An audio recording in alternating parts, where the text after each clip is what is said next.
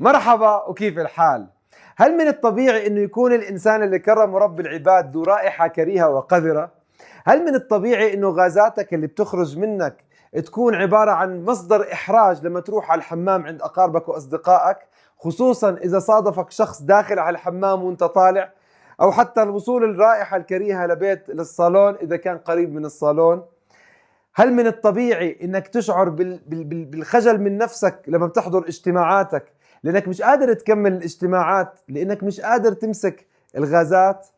هل من الطبيعي انك ما تقدر تكمل حتى صلاتك وانك تتوضا مرتين وثلاثة واربعة قبل الصلاة الواحدة؟ اكيد هذا مش طبيعي. في حلقتنا اليوم حنجاوب عن اسئلة مختلفة ومختلطة، انه هل السيدات بيعانوا اكثر من غازات من الرجال او بالعكس؟ نجاوب هل من الصحي انك انت تترك الموضوع على الغارب وتخرج الغازات، بس اذا عندك مشاكل غازات كريهة هل هذا الموضوع ممكن تعمله؟ ونجاوب هل انه اساسا الغازات لازم يكون لها رائحة او لا، ومتى لازم تخرج الغازات من الانسان الصحي الطبيعي؟ ونشوف ليش 65% من اللي بيحضروا القناة بيعانوا من انهم عندهم غازات كريهة ومزعجة، و6% تحولوا لقطار بخاري عماله بيطلع غازات كل ثانية بكل لحظة مدى حياته. في بداية حلقتنا اليوم اكتب لي في التعليقات هل بتعاني من الغازات الكريهة، وهل انت محتار كيف تتخلص من هذه الغازات، او انت محتارة تتخلص من هذه الغازات اللي احرجتك بين اطفالك اولادك وبين مع زوجك كمان.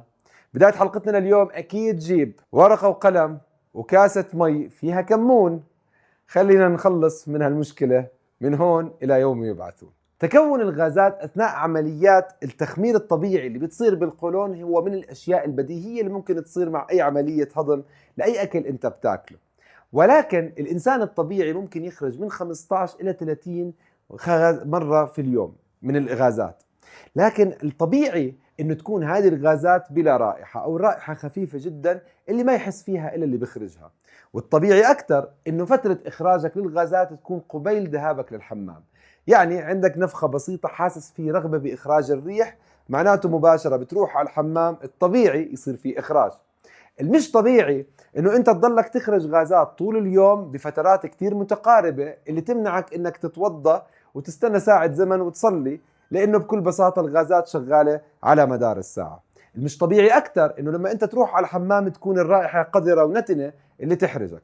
فالإنسان الطبيعي اللي هضمه كويس وما بيعاني من أي مشاكل في جهازه الهضمي لازم تكون غازاته قليلة، ولما تخرج الغازات تكون خالية أو قليلة الرائحة وبتروح بسرعة. أما إذا بدنا نربط موضوع الغازات بالذكور والإناث، فعادة السيدات والرجال نفس المستوى الغازات طالما الجهاز الهضمي سليم عند التنين. السيدات عادة ممكن يتراكم الغازات في فترة ما قبل الدورة بكل بساطة، لأنه بصير عندهم إمساك بسبب التغيرات الهرمونية اللي بتصير عندهم، وهذا طبيعي. بينما الرجال بشكل عام عندهم غازات أكثر قد يكون من النساء، مش لأنهم رجال لكن لأنهم بياكلوا أكثر وبياكلوا أسرع من السيدات، فبكون بلع الهواء أثناء تناول الطعام أكثر.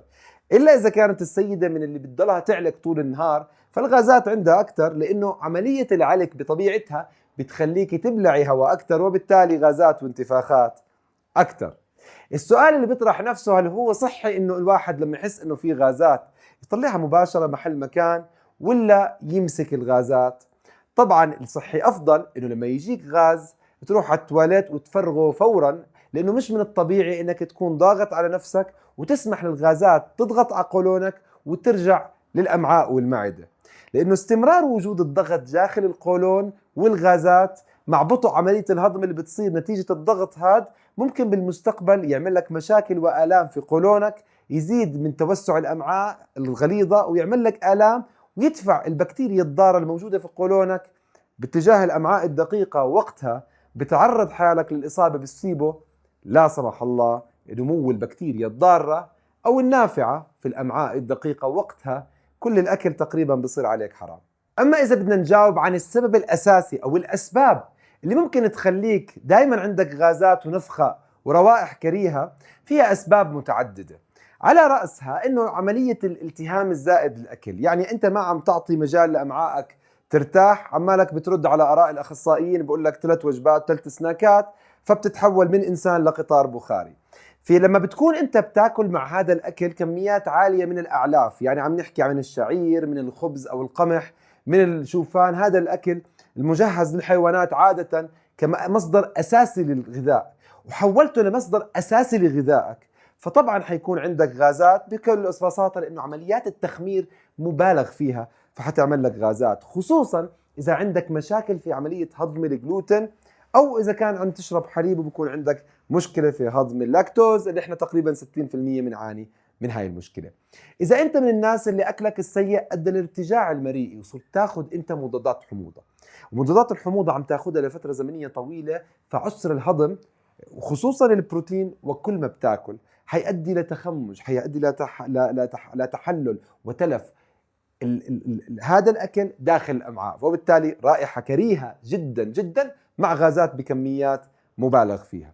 اذا انت من الناس اللي بتبلع الهواء، يعني عم تعلك علك كثير، عم تشرب مشروبات غازيه كثير، عمالك بتدخن، او عمالك بتاكل ودم تمك دائما مفتوح، فالغازات بسبب استنشاق كميات كبيره من الهواء عم بتروح مش للرئه، عم بتروح لامعائك لمعدتك، وبالتالي امعائك.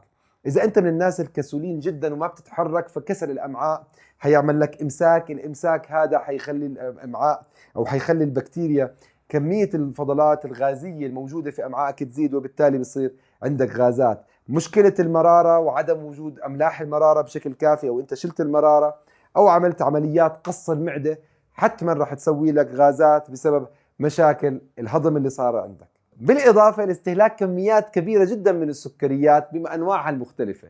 الفركتوز بطبيعته بيعمل غازات، اللي هو سكر الفواكه، السكر المائي نصه سكر فلوكتوز، بالاضافه انه سكر الجلوكوز بنشط عمليه بكميات كبيره موجود في الخبز والرز، بنشط البكتيريا خصوصا الضاره على انتاج كميات اكبر واكبر من الغازات.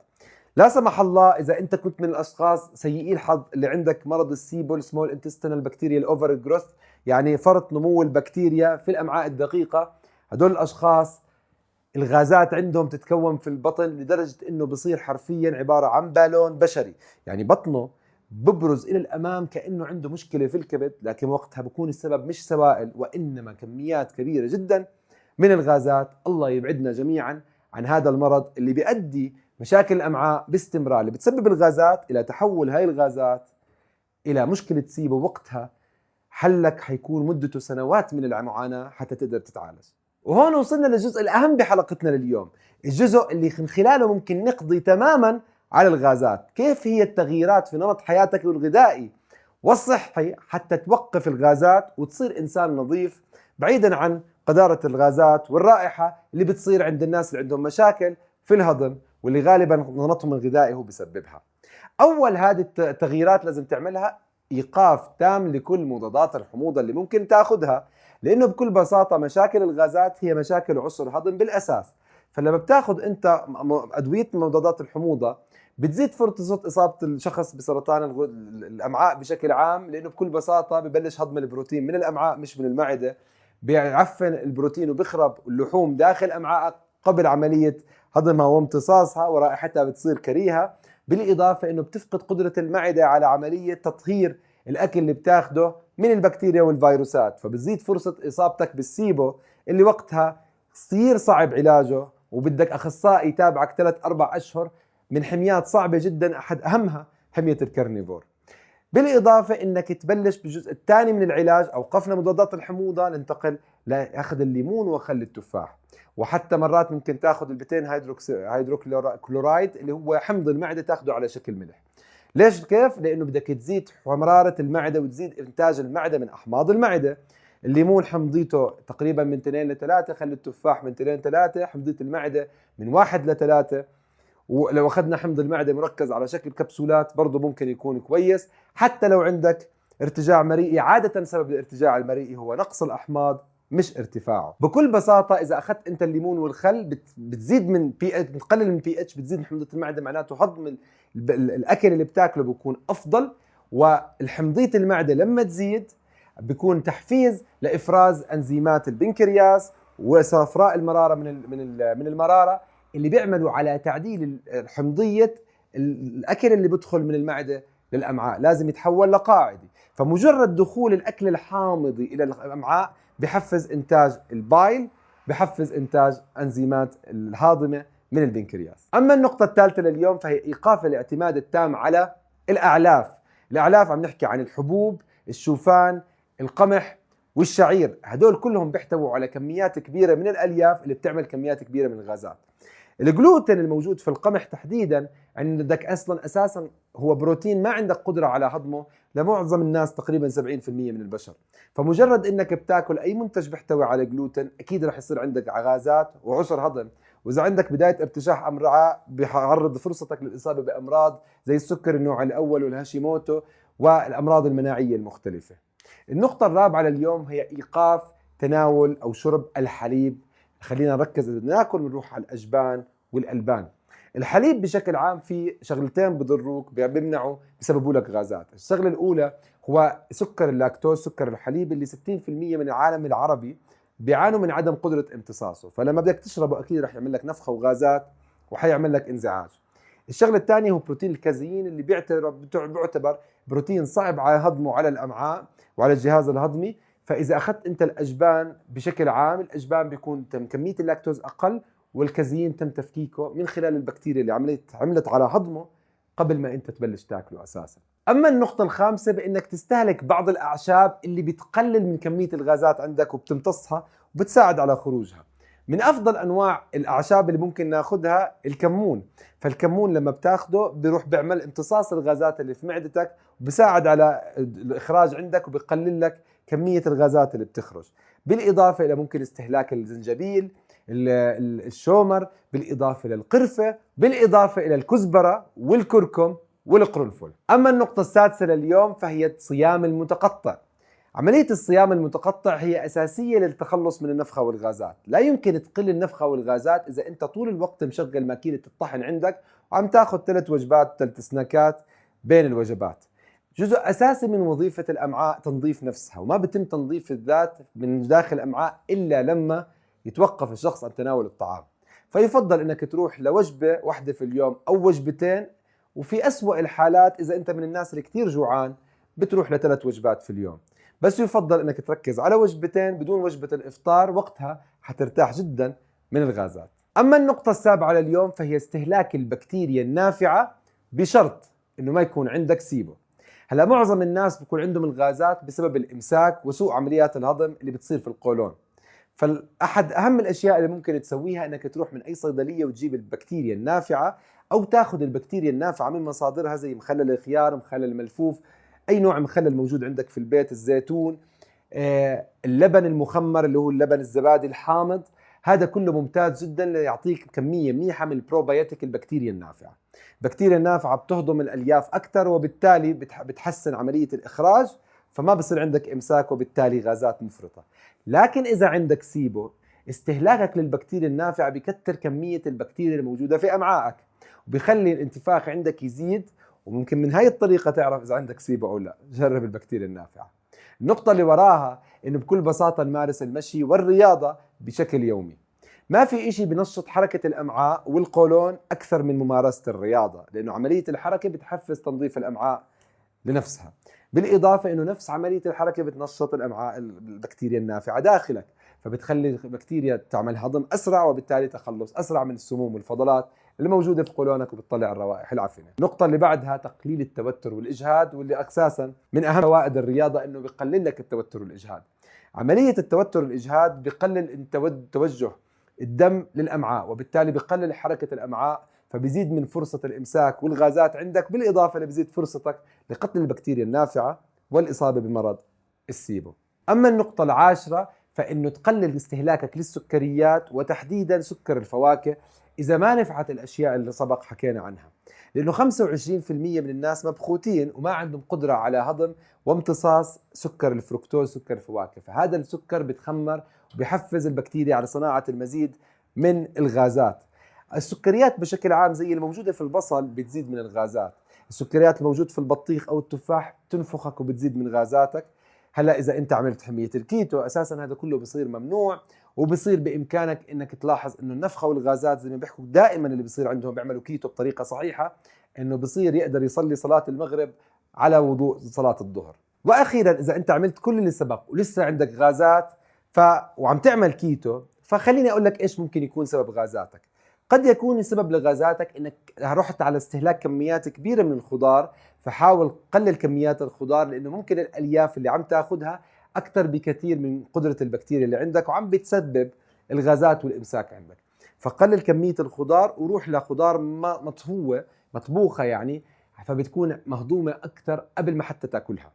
الشغله الثانيه ممكن انت رحت على الديزرت الكيتو، رحت على استخدام المعجنات الكيتونيه او الحلويات الكيتونيه اللي بتتحلى بالسكريات البديله، اللي غالبا هي اصلا بتعمل نفخه وغازات، لانه بكل بساطه هي مسموحه بالكيتو لانه امعائك ما بتقدر تهضمها، فممكن يكون عندك حساسيه مبالغ فيها تسبب لك غازات ونفخه كمان.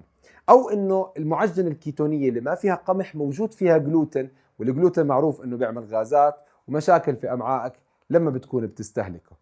النقطة الأخيرة، إذا سويت كل إشي وغازاتك عم بتكون دائما موجودة، شو ما أكلت وإيش ما عملت، وأي نوع من الخضار بيخليك تتهيج، فروح افحص عند أي طبيب عشان تعرف هل عندك سيبو أو لا. وقتها بدك مضادات حيوية بدون أخذ بروبايوتيك، بالإضافة لاستشارة أخصائي يمشي معك لحظة بلحظة في التغيير الجذري اللي حيصير على حميتك، حتى ما تصير رحلة السيبو رحلة طويلة الأمد لا علاج لها، بتدمر حياتك من أول ما تتشخص لآخر يوم بعمرك. وبنهاية حلقتنا اليوم اكتب لي بالتعليقات ايش من الاشياء النصائح العشرة اللي حكيناهم بتسويهم، وايش ما عمرك فكرت انهم ممكن يساعدوك، وهل انت بتعاني من الغازات او لا. خلينا نتناقش بكل التفاصيل مع بعض تحت في التعليقات. بنهاية حلقتنا اليوم شفت المعلومات بالفيديو مفيدة، اكيد لا تبخل على غيرك بالشير، فنشر المعلومة اكيد خير، وزكاة العلم نشره. وما تبخل على حالك بانك تنضم للقناة وتكبس إشارة الجرس حتى يجيك اول باول اشعارات كل ما يخطر على بالي فكرة مفيدة لك. وما تبخل علينا بدك تعملنا لايك، لانه احنا بتشجيعك بنستمر. بدعوكم تنضموا لعالمنا الرائع بالفيسبوك، عالم سمارس كيتو اند فاستنج بلانيت. هذا العالم الرائع اللي بيضم تقريبا 160 ألف شخص بيحكوا كلهم عن حمية الكيتو، تستفيدوا من بعض. بكل ما في الحلقة من معلومات ومصادر موجودة في التعليقات، مثبتة في المقال الموجودة في التعليقات وموجودة بصندوق الوصف.